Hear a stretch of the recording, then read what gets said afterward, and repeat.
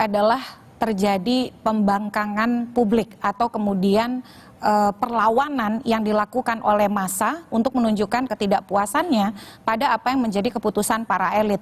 Kan seharusnya pasca pemilu kita melanjutkan rencana pembangunan, program pelayanan publik, dan merealisasikan berbagai perencanaan yang sudah dilakukan untuk mencapai sebesar-besarnya kesejahteraan rakyat.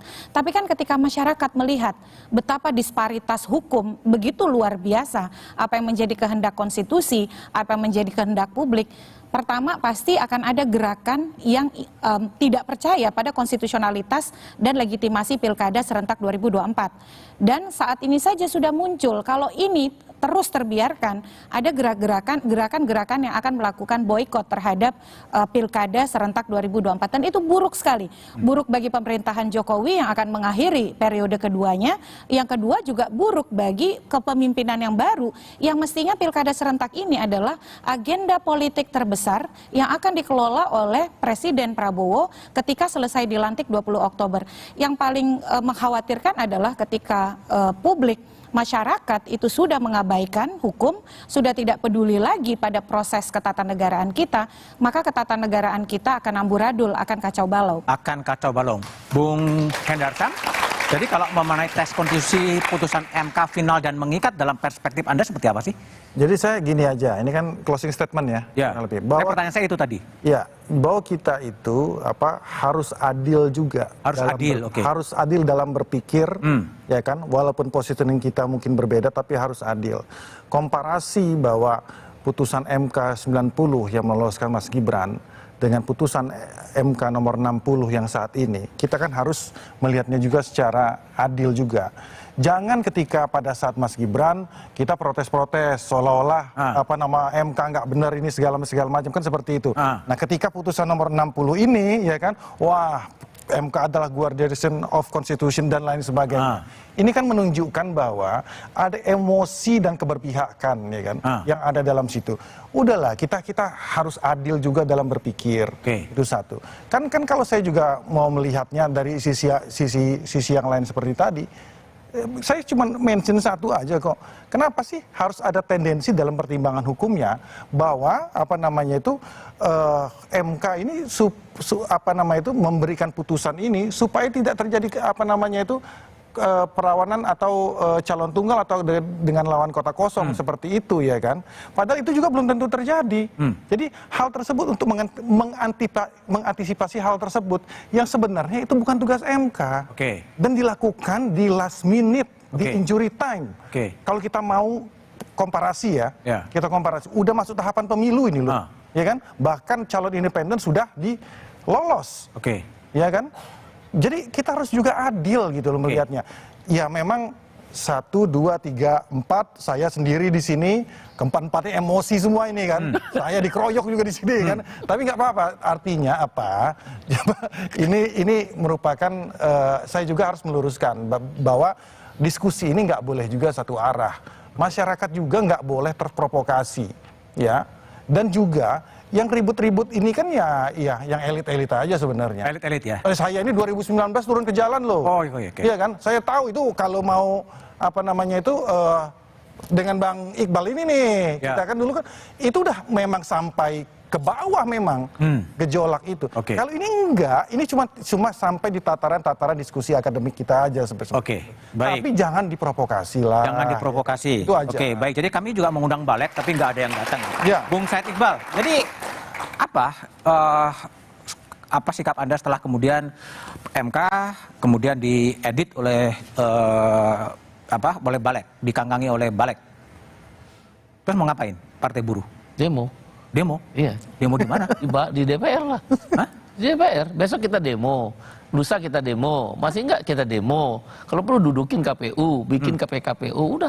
Kadang-kadang kita kehilangan akal sehat ketika rasa keadilan itu kita percaya kepada MK tadi Pak Maru bilang adalah jalan di mana kita percaya inilah kita menguji sebuah konstitusi itu benar atau tidak. Jadi nggak bisa ini boleh ini tidak. Ya udah keputusan ya keputusan gitu loh. Jadi oleh karena itu akal sehat hilang ya digunakanlah cara-cara yang dibenarkan juga oleh konstitusi. Demo kan boleh. Lama-lama ntar kan rakyat juga, janganlah. Saya rasa Pak Presiden Prabowo kasihan juga posisinya nanti itu. Balik jangan mempersulit Pak Presiden Prabowo. Saya tahu beliau itu orang sangat moderat banget, itu demokratis. Jangan mempersulit keadaan. Padahal waktu tinggal sedikit. Makanya kalau kamu berani, ngapain sih takut dengan putusan MK? Gak ada yang salah kok. Kamu tetap boleh maju dengan pilihanmu, kamu boleh koalisi, tapi kata MK, di sini juga boleh dong. Kalau kamu boleh berkoalisi, kamu punya uang, kamu punya sumber daya, kamu punya kekuasaan, kata si MK, ya di sini juga yang misal kayak calon kami Hanok nggak punya uang, gara-gara nggak punya uang dia nggak bisa cari partner partai koalisi. Padahal orang baik, kepala suku di Paniai sana. Misal yang di Membramo. Mereka jadi sekarang bisa maju sendiri. Partai buruh itu bisa memajukan. Nah, kalau memang itu ruangnya sama, memilih dan dipilih, kesetaraan, diberi kesempatan yang sama, kenapa mesti takut gitu? Kenapa kamu panik buat sebuah aturan yang sangat begitu cepat, simsalabim, seolah-olah menggunakan semua kekuatan daya? Ada apa sih? Itu sebenarnya mereka cepat sadarlah, cepat bertobatlah, taubatan nasuha. Baik. Cepat tobat. Bibip, ini elit hanya di Twitter, Instagram, TikTok nggak akan turun ke bawah. Itu kan hanya darurat, terus kan cuma selesai di diskusi, selesai di media sosial. Elit itu kan persepsi kita dari diskusi yang terjadi. Tapi sebenarnya percayalah warga itu merasakan loh. Bahwa ini ada yang salah. Jadi kita itu dalam melihat hukum tata negara, melihat ilmu politik, melihat kekuasaan, ukurannya harus warga ini dapat apa, haknya dipenuhi atau tidak. Nah, jadi putusan MK ini kalau kita ukur dari apakah warga bisa dipenuhi dengan lebih baik hak-haknya, progresif. Itu. Jadi apakah percakapan ini akan terjadi perlawanan yang lebih masif kalau besok paripurna DPR kemudian betul-betul ya udah MK ya. Iya, bisa terjadi krisis konstitusional menurut saya. Krisis konstitusional? Ini krisis konstitusi loh, karena ini kita serba mentok ya. Saya sendiri nih ya sebagai orang hukum, itu merasa kesulitan. Karena semua yang dibolak-balik, yang digunakan untuk melegitimasi kekuasaan adalah produk hukum, persis seperti yang sekarang ini tengah dilakukan. Jadi gini, kita boleh tidak setuju dengan putusan MK. Nggak kurang saya kritik Pak Maru berapa kali. Tapi caranya bukan dengan DPR membalikannya kembali. Silakan kalau nggak setuju, kritik secara akademik dan ajukan lagi permohonan.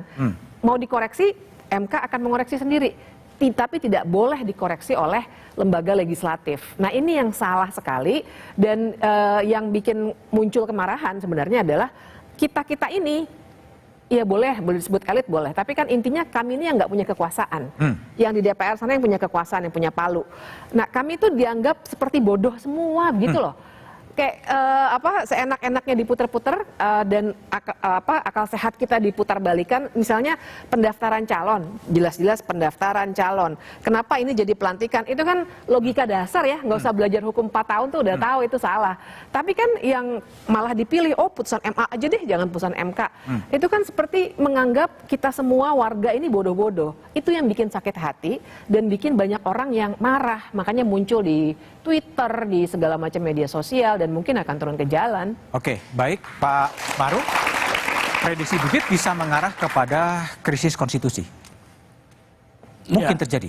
Saya kira sudah menjelang-jelang sebenarnya krisis konstitusi ini. Terutama kalau kita melihat bahwa setiap pejabat negara itu sebelum dia melakukan tugasnya bersumpah menjunjung tinggi undang-undang dasar dengan seluruh-seluruhnya. Tetapi ketika terjadi misalnya apa yang dikatakan perbedaan perlakuan yang disebutkan oleh Pak Endar tadi, melihat nomor 90 dia dianggap berbeda dengan putusan nomor 60 sekarang, itu tentu berbeda kalau memang kasusnya berbeda, tetapi ukurannya harus sama, yaitu di konstitusi. Kalau ada misalnya suatu sikap hendak menyampingkan apa yang dikatakan prinsip demokrasi, maka tugas MK harus mengembalikan demokrasi itu kalau itu tersumbat di aturan-aturan, dan itulah menjadi tugasnya. Dan kalau mereka yang sudah menjabat dan menduduki jabatan itu melakukan sumpahnya, dia juga harus setia terhadap sumpah itu, termasuk tadi bahwa Undang-Undang Dasar 45 adalah hukum yang tertinggi yang harus dipatuhi. Jangan misalnya kita hanya melihat rakyat di pengadilan, kalau menjadi saksi disumpah, kalau salah sumpahnya, dia menjelaskan tidak benar, diancam atau dihukum 7 tahun atau 9 tahun penjara. Tetapi pejabat negara tidak ada sanksinya, Pak. Oleh karena itulah yang kita katakan akan muncul nanti krisis konstitusi. Siapa yang menghukum mereka yang melanggar sumpah jabatan, itu menjadi persoalan besar di dalam sistem kenegaraan kita. Nah, oke, itu yang dimaksud sebagai, tapi pendek aja. Kalau udah terjadi sengketa antar lembaga negara, DPR, MA, MK, terus siapa yang mau nyelesain? Seharusnya mekanismenya kalau kita kan di dalam Pancasila musyawarah mufakat ya, dengan segala macam kita harus bisa, karena setiap pejabat negara harus melihat bahwa kewenangannya itu melihat kepada puncak lagi. Sumbernya di Pancasila itu musyawarah mufakat. Oke, itu yang harus dilakukan ya. Oke, Mbak Titi, Mas Hendarman, Bung Said, Pak Maru, dan Bivitri Susanti. Konstitusi mengatakan putusan MK itu final dan mengikat. Final artinya tidak ada lagi upaya hukum lain yang bisa mengubahnya. Satcipto Rarjo pernah mengatakan bahwa putusan 9 hakim konstitusi ibarat idu geni atau ludah api. Kita bisa saja tidak suka dengan putusan MK, tapi konstitusi memerintahkan kita harus taat dan menghormatinya. Jika konstitusi dikangkangi, bayangan runtuhnya negara hukum sudah di depan mata.